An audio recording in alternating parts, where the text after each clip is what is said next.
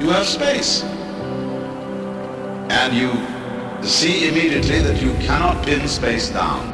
You cannot really conceive space at all. Because now when a sophisticated astronomer tries to tell you that space is finite, we resent this. And say, all right, space is finite, but what's outside it? Well, the astronomer says, you see, you can only talk about an outside, inside space. Outside space, there is no outside. You see, the mind won't take it. Senses of infinity.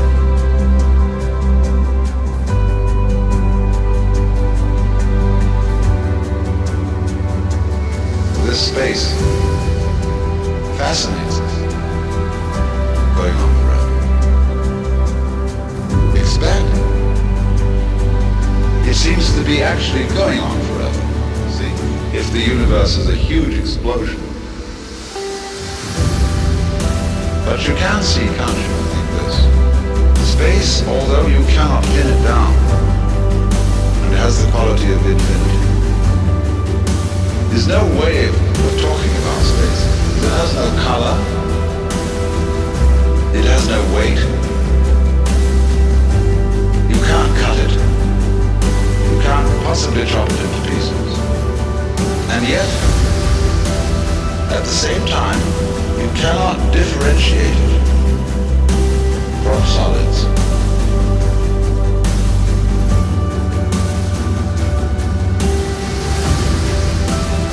Come to another important point here. That solid and space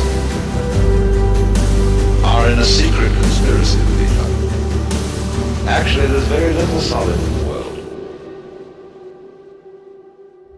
Most of what appears to be solid appears so by virtue of the speed at which it's jiggling.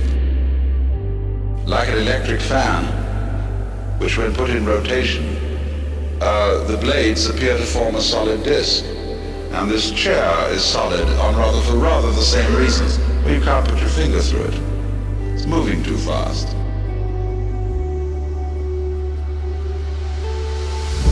But actually, whatever it is that's dancing in space is increasingly difficult to define. The more you think about energy, you see, and you can make a calculus of energy like you make a calculus of wiggles in the world, and you can say there are various waves or wavicles or particles of energy which we give all sorts of different names to.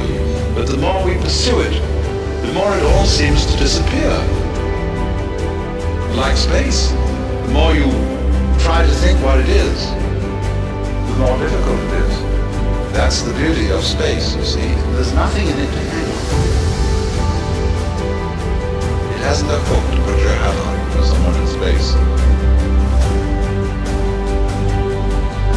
And yet, it hasn't got a floor to fall on.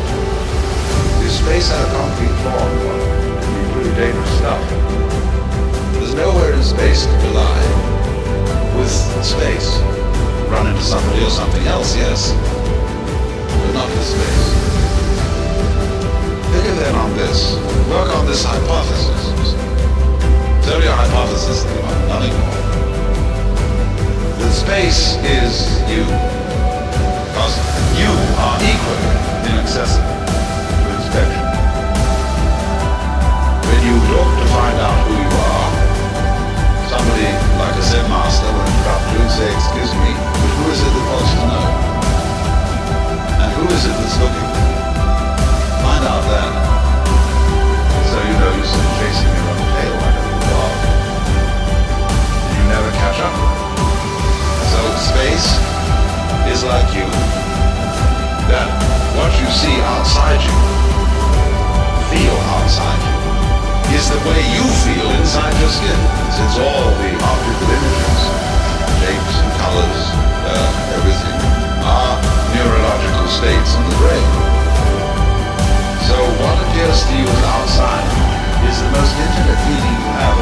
inside of your head.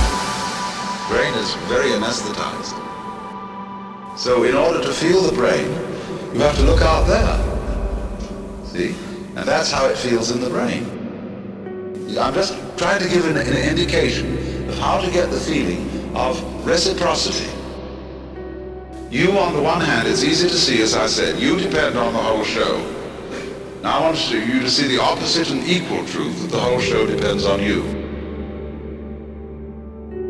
So that you don't anymore put yourself down as this wretched little bacterium living on this obscure planet that revolves around a minor star on the outer fringes of one of the lesser galaxies. This is the great 19th century put-down of man. Now this is not unrelated, you see, to this feeling of the individual as someone who doesn't matter at all, which can be the reaction against the philosophy of life in which an individual mattered too much in the wrong way. In the Christian tradition, we have made the individual matter too much in the wrong way. But on the other hand, the other way of looking at the individual as an incarnation of the divine, as God, him or it or herself, coming on at God everywhere. Did you realize how fascinating that is? That if you were God, wouldn't it be fascinating to see myriads, to know yourself in terms of myriads of reproductions of yourself, all different? And really different, like other people seem to be different from you.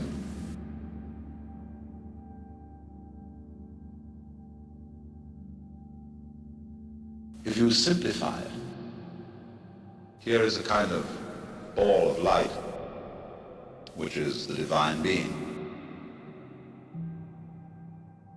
But it's fascinating. It's fascinated with itself. So in order to find out its own possibility, it puts another one out there. And they bounce together. Flip, there comes another, you see. They go all over the place. And so you get this idea of ever so many echoes of one sound. They're all chattering back. But they're not just plain uniform, see. Soon you introduce into this the element of differentiation, so that each one looks as different as possible from the other. But it's all one, because there can't be the sense of I am, I, without the sense of there is someone else, something else, there is other. I and other imply each other as much as solid implies space.